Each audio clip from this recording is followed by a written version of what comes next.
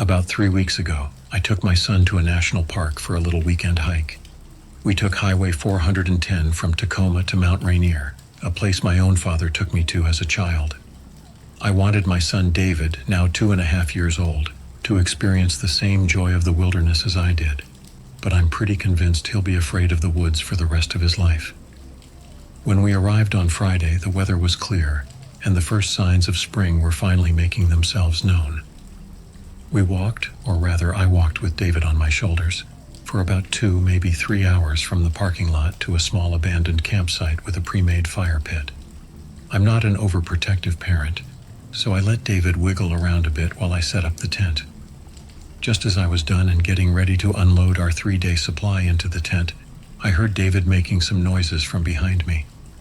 I recognized the sounds immediately, as they were the kind of noises he usually made when he was excited about something. When I turned around, I saw that he was sitting in the grass about 20 meters away from me, looking into the woods. What was even weirder, he was doing what he does when he's particularly excited about something. He was repeatedly slapping his thighs. I slowly approached him, trying to keep my eyes on both him and the forest at the same time, but I couldn't see anything in the tree crowns. When I was finally near him, I asked him what he saw, to which he replied the following: "Monkey man, monkey man." He was smiling, still slapping his thighs, and as much as I tried to match his enthusiasm as a good parent should, suddenly the serenity of the forest was replaced by a sense of unease. I fixed my eyes on the tree line and very, very cautiously peeked inside. It was so strange of him. I picked David up in my arms, not wanting to leave him alone anymore, at least until I came to my senses and walked into the woods. I don't know how many of you are parents, but the last thing you want to do when you take your child on a fun weekend is scare them.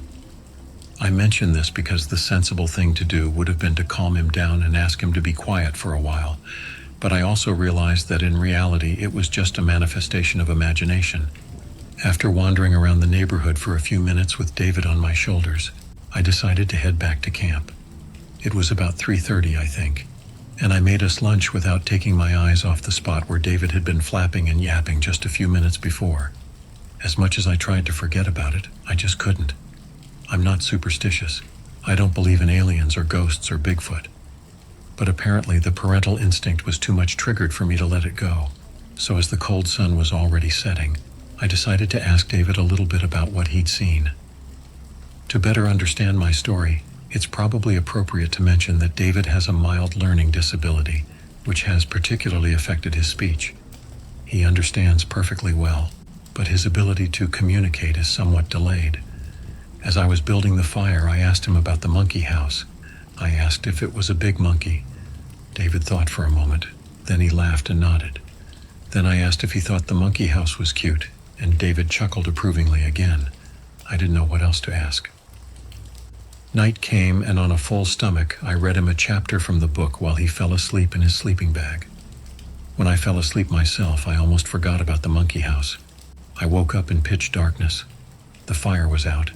I reached out to feel for David, and panic came over me. He was no longer in the tent. In just my underwear, I jumped outside, but realized it was too dark to see anything, so I scrambled back into the tent and pulled a flashlight out of my bag. I yelled his name at the same time. With the weak beam of the flashlight, which I didn't think I would ever have to rely on, I shined it in a circle, continuing to call out David's name. For some reason, I ran to the spot where David had been so frozen in the afternoon. I shouted his name into the trees.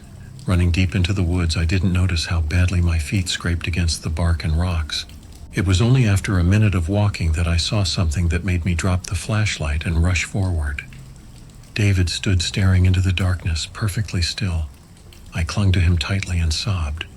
Still clutching him tightly to me, I picked up the flashlight again, which was shining idly on the ground, and looked around, warding off the darkness.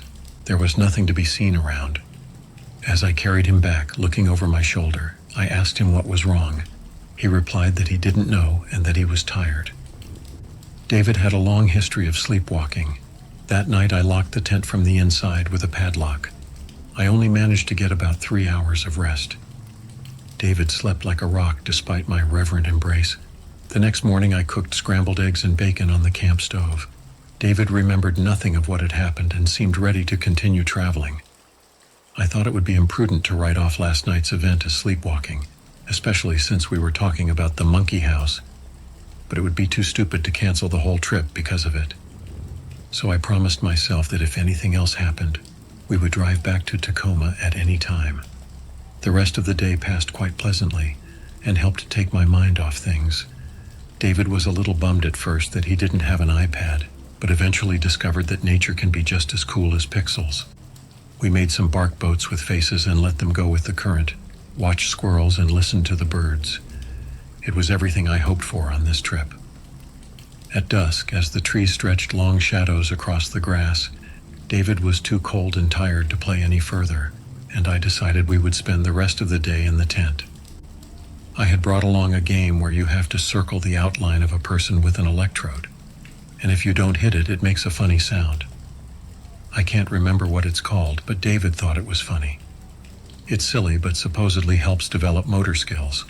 On one of the turns, David made a mistake, and the little speaker made the sound again, and David burst into laughter. What happened next filled me with a sense of dread that hardly anything could match. From about 150 feet away, I heard the exact same laughter as David's, only much deeper. It was as if you had recorded your speech and then digitally reduced it. I froze, and this time I didn't manage to hide my reaction from David. I could tell by the look on his face that he'd heard it too. I put my finger to my lips, signaling that we needed to be quiet. At that moment, I noticed that the sun had completely set. I also noticed that the forest was dead silent. Every second seemed like an eternal minute, as we sat in the tent, completely still, immersed in silence. When finally the pounding of my own heart in my ears quieted a bit, I slowly leaned over to my backpack to retrieve my gun. When I turned to face David, I saw that he had picked up the electrode again. I sternly took it out of his hand and whispered with equal sternness, "Not now, David."